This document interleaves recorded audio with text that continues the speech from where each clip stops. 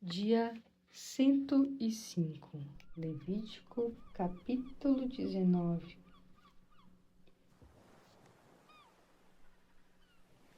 Disse mais o Senhor a Moisés: diga o seguinte a toda a comunidade de Israel: sejam santos, porque eu, o Senhor, o Deus de vocês, sou santo. Cada um respeite a sua mãe e seu pai e guarde os meus sábados. Eu sou o Senhor, o Deus de vocês. Não se voltem para os ídolos, nem façam deuses de metal para vocês. Eu sou o Senhor, o Deus de vocês. Quando vocês oferecerem sacrifício de gratidão ao Senhor, ofereçam-no de tal maneira que eu o aceite. Comam das ofertas no dia em que forem apresentados ao Senhor. O que sobrar poderá ser comido no dia seguinte, mas a sobra do terceiro dia terão de ser queimadas. Se alguma coisa do sacrifício for comida no terceiro dia, é abominação, e não será aceito. Se alguém comer da oferta no terceiro dia, será culpado e sofrerá as consequências da sua transgressão, porque profanou o que é santo ao Senhor. Por isso, será eliminado no meio do seu povo. Quando você fizer colheita de sua terra, deixe de colher nos cantos dos terrenos cultivados e não ajunte as espigas que caírem da sua colheita. Não faça a segunda colheita da sua vinha, nem apanhe as uvas que caírem no chão. Elas são para o necessitado e para o estrangeiro. Eu sou o Senhor, o Deus de vocês. Não roube, não minta, não engane os outros. Não jure falsamente pelo meu nome, profanando dessa maneira o nome do seu Deus. Eu sou o seu Senhor. Não explore o seu próximo, nem roube dele.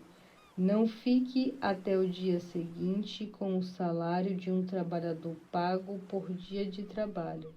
Não amaldiçoe o surdo, nem faça tropeçar o cego, mas tema o seu Deus. Eu sou o seu Senhor. Quando julgar alguma causa, não cometa injustiça, não favoreça o pobre, nem procure agradar os poderosos.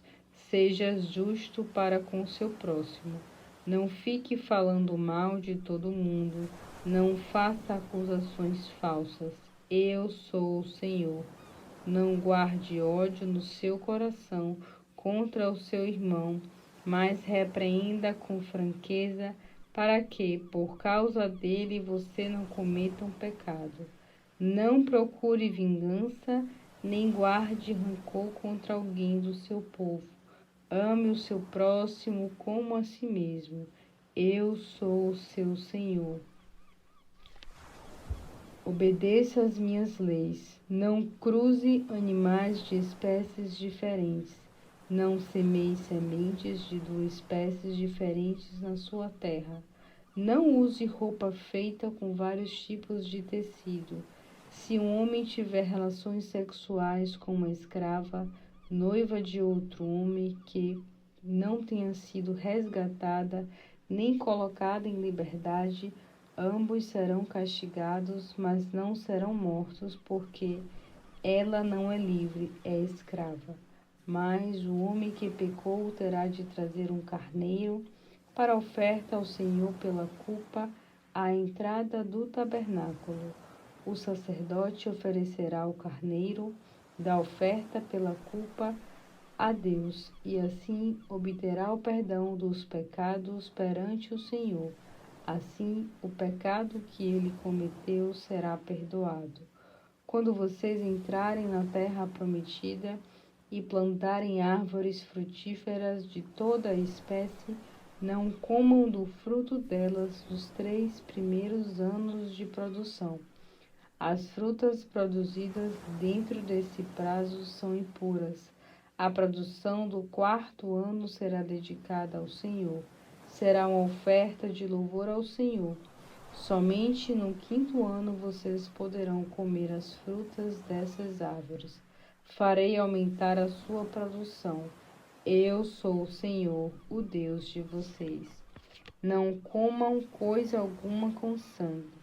Não pratiquem adivinhação nem feitiçaria. Não façam o corte arredondado do cabelo, nem aparem as pontas da barba. Não façam cortes no corpo por causa dos mortos, nem marca alguma no corpo. Eu sou o Senhor. Não desonre sua filha, entregando-a à prostituição, para que a terra não se contamine, nem se encha de maldade. Guardem os meus sábados e reverenciem o meu tabernáculo. Eu sou o Senhor. Não se tornem impuros procurando os que consultam os mortos, nem os que procuram adivinhar o futuro, pois vocês serão contaminados por eles. Eu sou o Senhor, o Deus de vocês. Levantem-se na presença de pessoas idosas e deem a devida honra aos anciões. Temam o seu Deus. Eu sou o Senhor. Não explorem os estrangeiros que vivem na terra de vocês. Eles devem ser tratados como se fossem naturais do povo de Israel. Amem os estrangeiros como a vocês mesmos. Lembrem-se que vocês também foram estrangeiros na terra do Egito. Eu sou o Senhor, o Deus de vocês. Não julguem de maneira desonesta, usando medidas falsas de comprimento, peso ou quantidade. Usem balanças justas, pesos e medidas exatas, tanto para cereais quanto para líquidos. Eu sou o Senhor, o Deus de vocês, que tirei vocês da terra do Egito. Obedeçam rigorosamente as minhas leis e mandamentos e pratiquem-nos. Eu sou o seu Senhor.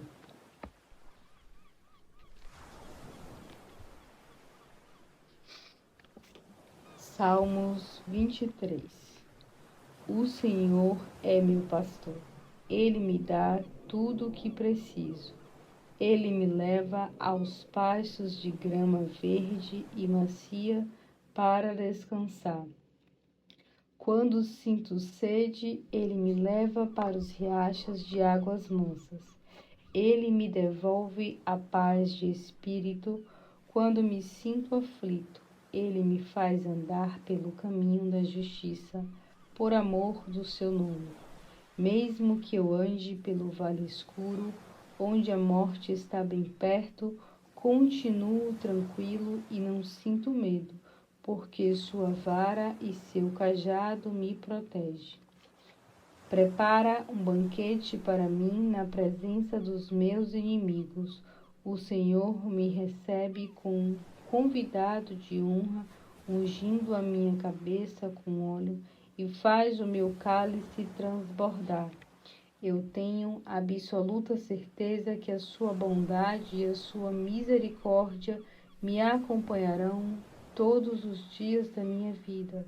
Sim, eu viverei na presença do Senhor para sempre. Salmo 24. A terra pertence ao Senhor. O mundo e tudo o que nele vive pertence a Ele.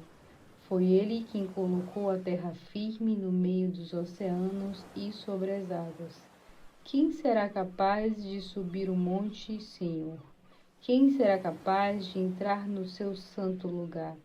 Somente quem tem as mãos e o coração puro, porque quem não se voltar para a mentira, nem jurar falsamente.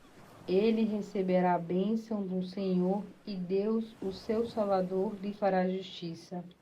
Assim vivem as pessoas que procuram agradar o Senhor e vivem na presença do Deus de Jacó. Abrem-se, ó portas eternas, abram-se para que entre o Rei da Glória. Quem é o Rei da Glória?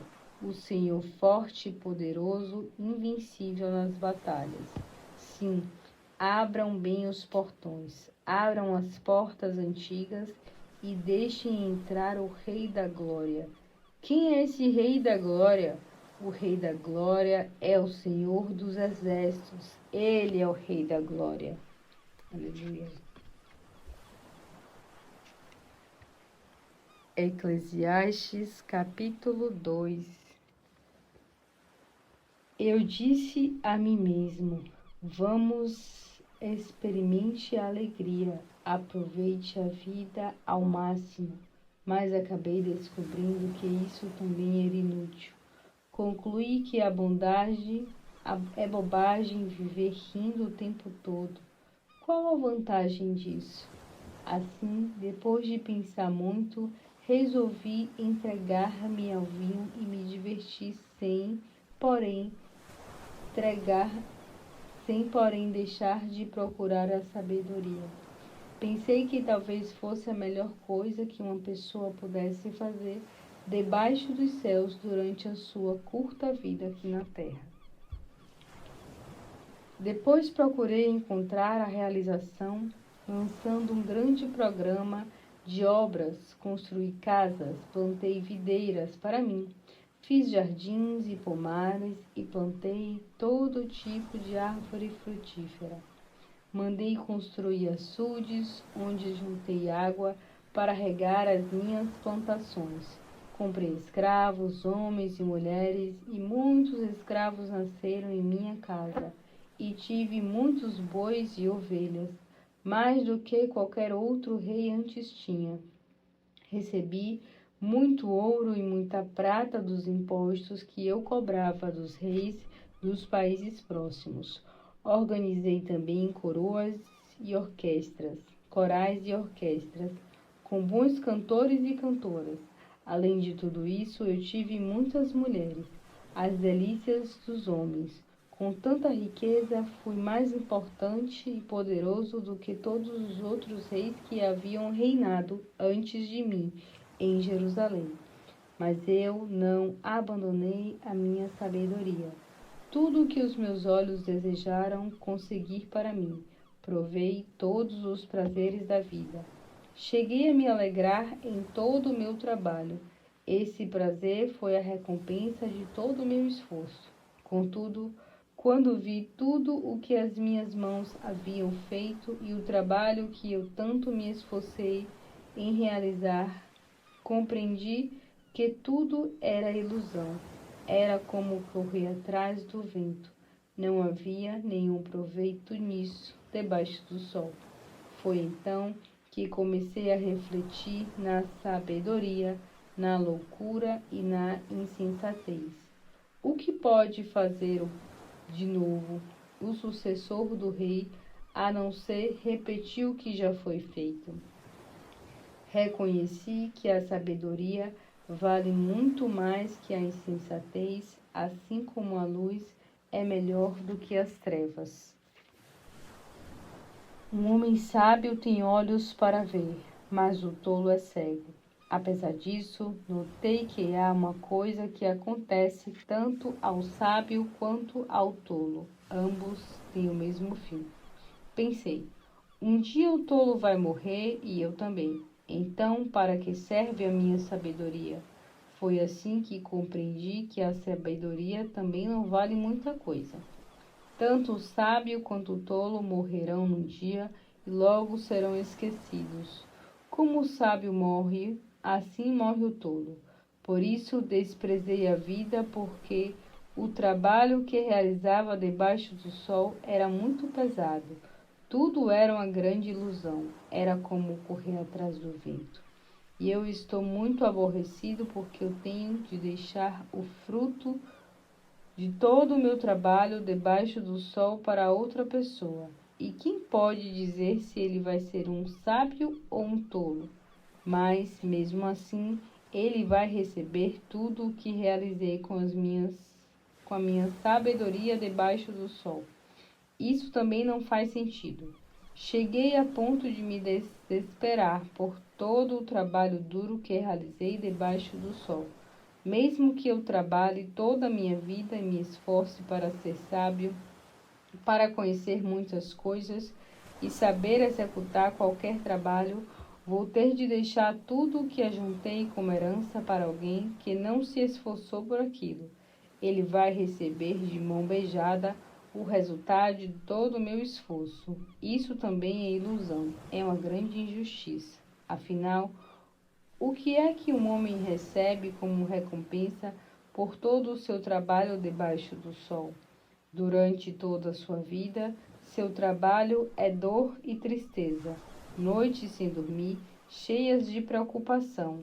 Que vida sem sentido! Por isso, cheguei à conclusão que não é nada melhor para o homem do que ter prazer em seu trabalho, comer e beber à vontade. Também vi que, até mesmo, esse prazer vem de Deus, porque ninguém pode se alegrar ou se alimentar sem Deus. Deus dá a sabedoria aos que agradam, além do conhecimento de alegria. Mas se um pecador fica rico, Deus tira dele a riqueza e entrega a quem o agrada. Tudo isso é ilusão, é como correr atrás do vento.